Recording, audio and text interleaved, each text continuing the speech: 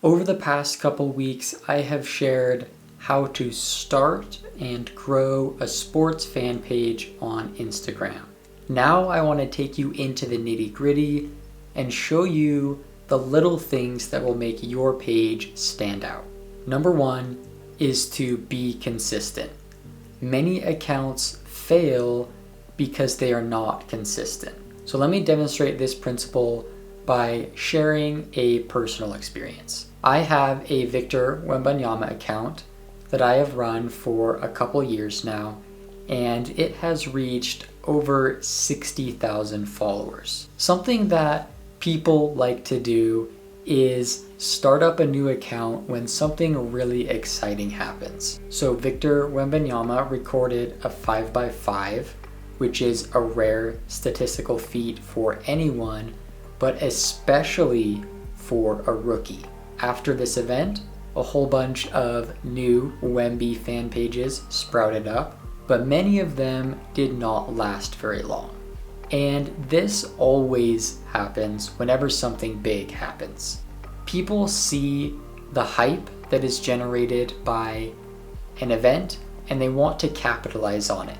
But what they don't realize is the work has already been done when the hype happens. So I created my Wemby account back in 2021 and have grinded for 2 years and then was able to capitalize on this awesome event that happened. If you just create an account on the day that it happens and expect to succeed from that, it's not going to go well for you. So along with being consistent, be patient. Crazy growth does not happen overnight if you have 0 followers.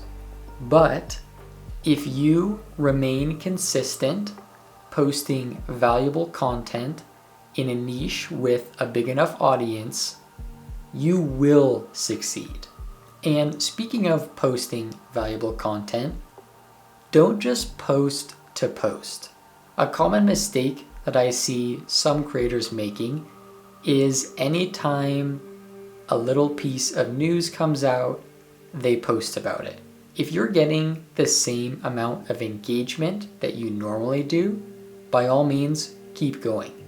But in most cases, if you post every single time there's a newsworthy event, it's going to clog up your feed, and your followers, while they did follow you to learn about the particular topic, player, or team that you're posting about, if you post a ton, it's going to get a little irritating.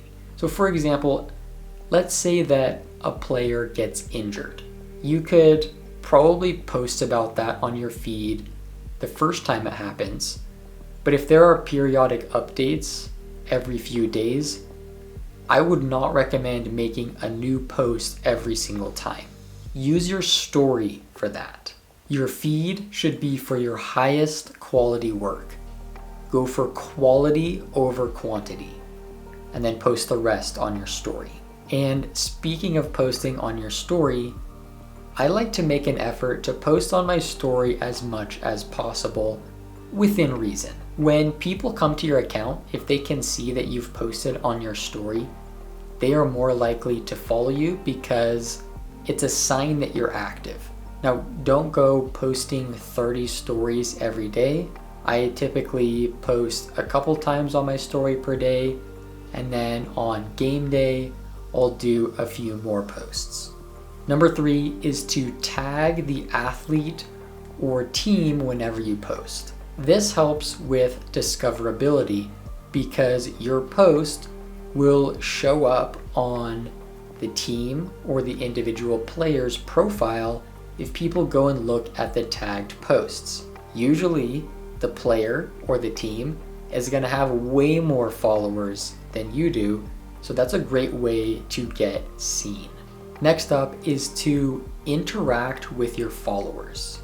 Respond to the comments that people leave, respond to DMs that people send you, create polls and other questions on your story, and get people excited about engaging with your account. If you do that, people will be more likely to engage in the future, especially if they leave a thoughtful comment and you respond to it, they're going to want you to respond again, so they will reply again on your next post.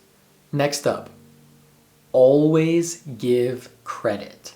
So if you are using any kind of content that does not belong to you, it is very important that you always give credit to the original creator. And preferably, you should get permission from them before you post it.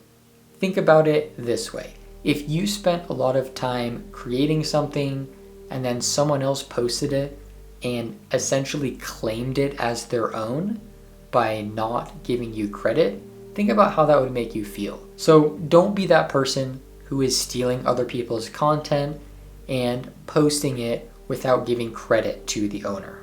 Okay, the final tip is to not stress about your competitors. You can get ideas from them, even motivation from them, but don't spend a lot of time checking their account and seeing how much engagement they get and how many followers they have.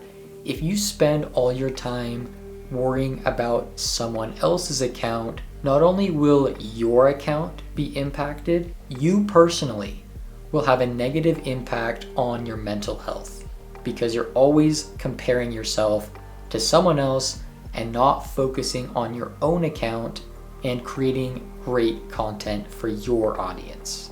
It's not a zero-sum game.